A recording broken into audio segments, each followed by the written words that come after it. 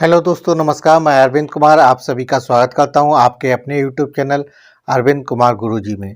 दोस्तों, आज मैं आप लोगों के सामने फिर से उपस्थित हुआ हूं एक नया विज्ञापन, नई भर्ती को लेके।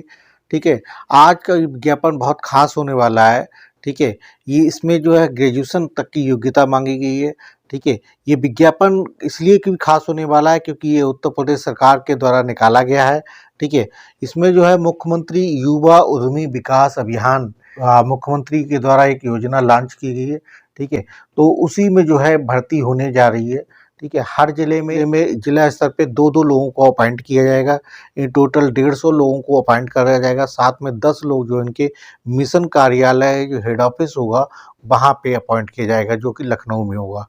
ठीक है, ये पूरा संस्थान एकेटीयू के माध्यम से ये संचालित होगा वहाँ के हेड ऑफिस के द्वारा। ठीक है, तो इसी के बारे में हम आप लोगों से विस्तार से बात करेंगे। ठीक है, कौन-कौन लोग आवेदन कर सकते हैं, क्या योग्यता है, आप कैसे आवेदन कर पाएँगे, इन सारी चीज़ों पे हम आज चर्चा करने वाले हैं। ठीक है, सैलरी पैकेज क्या होने वाला है। ठीक है, तो आइए शुरू करते हैं अपना इस विज्ञापन का। इससे पहले एक इम्पॉर्टेंट बात है, आप लोगों से एक आग्रह है कि जो लोग मेरे चैनल पे पहली बार इस वीडियो को देख रहे हैं, प्लीज़ चैनल को सब्सक्राइब ज़रूर कर लीजिएगा। ठीक है, आइए शुरू करते हैं।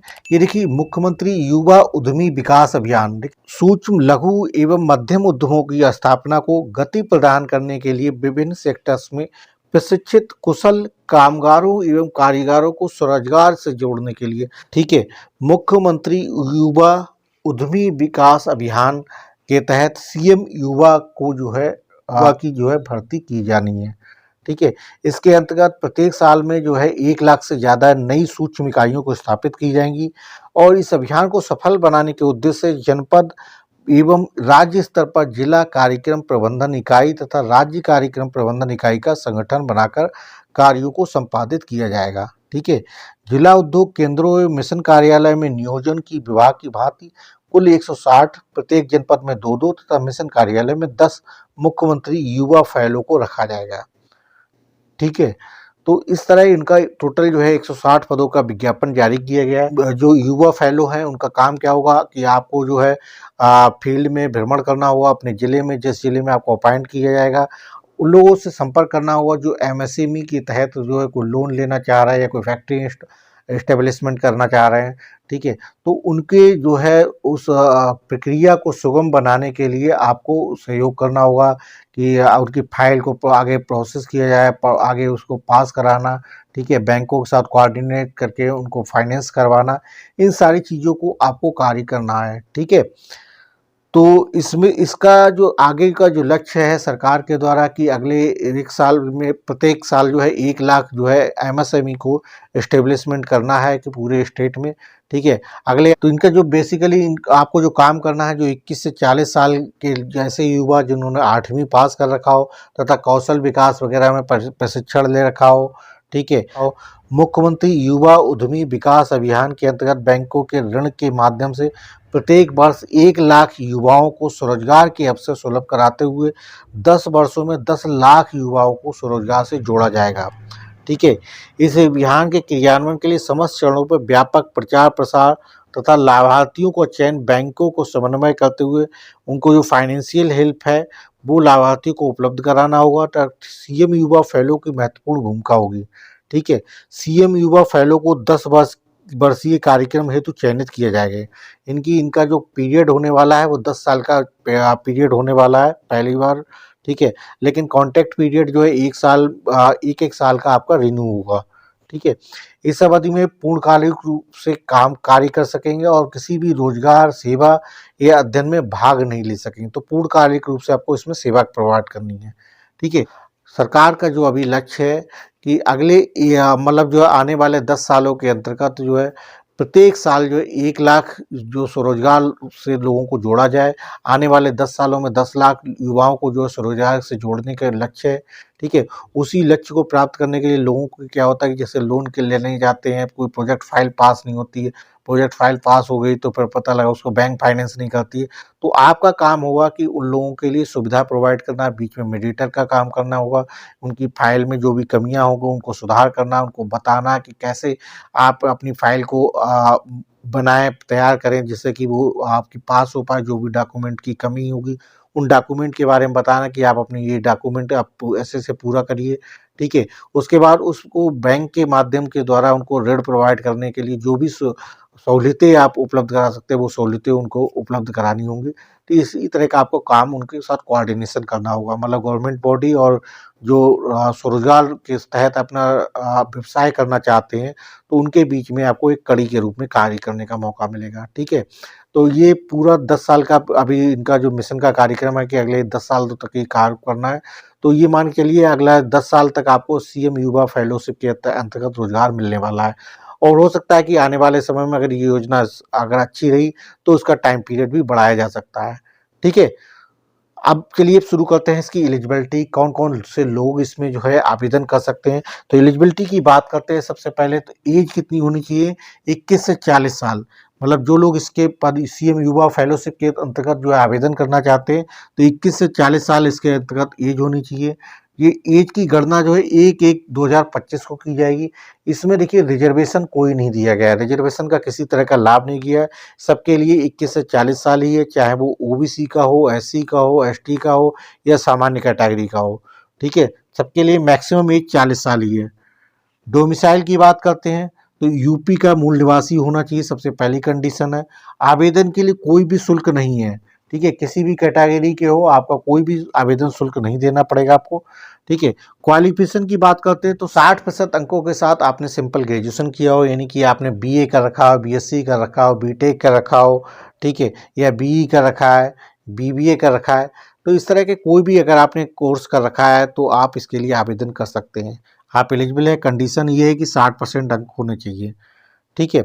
इसके अलावा जिन लोगों को वरीयता जी, अगर किसी ने पोस्ट ग्रेजुएशन कर रखा है तो पोस्ट ग्रेजुएशन करने वाले लोगों को इसमें वरीयता मिलने वाली है, ठीक है। और इसके अलावा क्या है कि आप अभ्यर्थी को हिंदी और अंग्रेजी दोनों में पढ़ने और बोलने की क्षमता होनी चाहिए, ठीक है।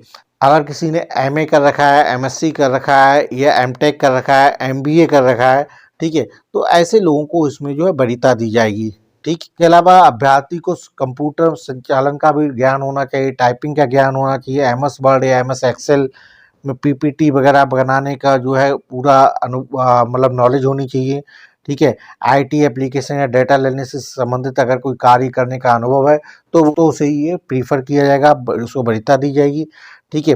अगर किसी ने जो एक्सपीरियंस है इसमें, किसी को अगर मान लें 6 महीने का है, 6 महीने से ज़्यादा है, 2 साल का है, 2 साल से भी ज़्यादा का है, तो जितना एक्सपीरियंस होगा उस एक्सपीरियंस के बेस पे भी आपको वरीयता दी जाएगी, ठीक है। अब बात करते हैं कि आपको सैलरी कितनी मिलने वाली है। तो सैलरी आपको 30,000 रुपये पर मंथ के हिसाब से आपको सैलरी मिलने वाली है। साथ में आपका 10,000 रुपये का आपको ट्रैवलिंग अलाउंस पर मंथ मिलेगा, जो आपको फील्ड में घूमने के लिए 10,000 रुपये पर मंथ का मिलेगा। इससे ज़्यादा आपका खर्च होता है तो भी मतलब जो है इससे ज़्यादा आपका नहीं मिलेगा, फिक्स है कि 10,000 रुपये ही मिलेगा, ठीक है। चाहे आप इससे ज़्यादा खर्च करें, कुछ भी करें, लेकिन 10,000 से ज़्यादा आपको नहीं मिलने वाला है। कॉन्ट्रैक्ट पीरियड की बात करते हैं तो 1 साल का कॉन्ट्रैक्ट होने वाला है। 1 साल का अगर आपने कॉन्ट्रैक्ट 1 साल की आपने सर्विस पूरी की, ठीक है। अगर आपने अपनी सेवा काल के दौरान अच्छा काम किया तो आपका ये रिन्यूअल जो हो जाएगा अगले साल के लिए।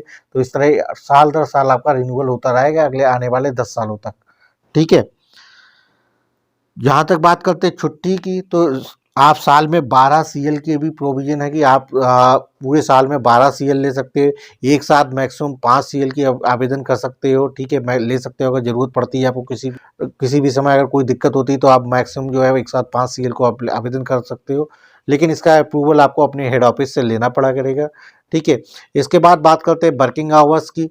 तो जो भी ऑफिस के कार्यालय, जिस कार्यालय से आपको अटैच किया जाएगा, उस कार्यालय के जो वर्किंग आवर्स बाकी कर्मचारियों के लिए होगा, जो भी गवर्नमेंट एम्प्लॉय के लिए, वही वर्किंग आवर्स आपके लिए होगा।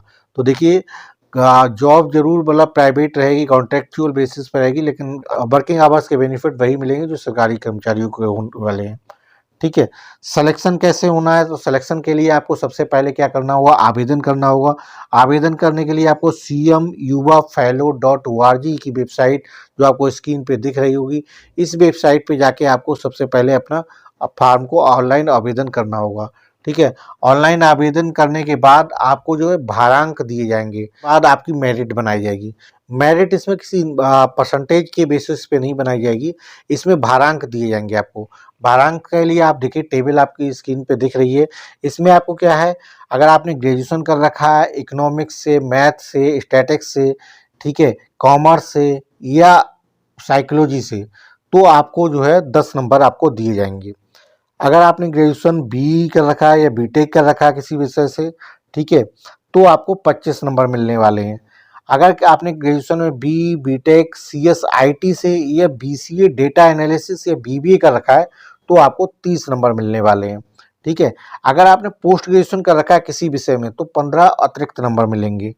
ठीक है। अगर आपने पोस्ट ग्रेजुएशन कर रखा है इकोनॉमिक्स में, मैथ में, सांख्यिकी में, यानी स्टैटिक्स में, कॉमर्स में, ठीक है, एमकॉम कर रखा है या एमए साइकोलॉजी में कर रखा है, पीएचडी कर रखा है, ठीक है, ऐसी अगर आपके पास कोई डिग्री है तो 20 नंबर आपको मिल सकते हैं एक्स्ट्रा।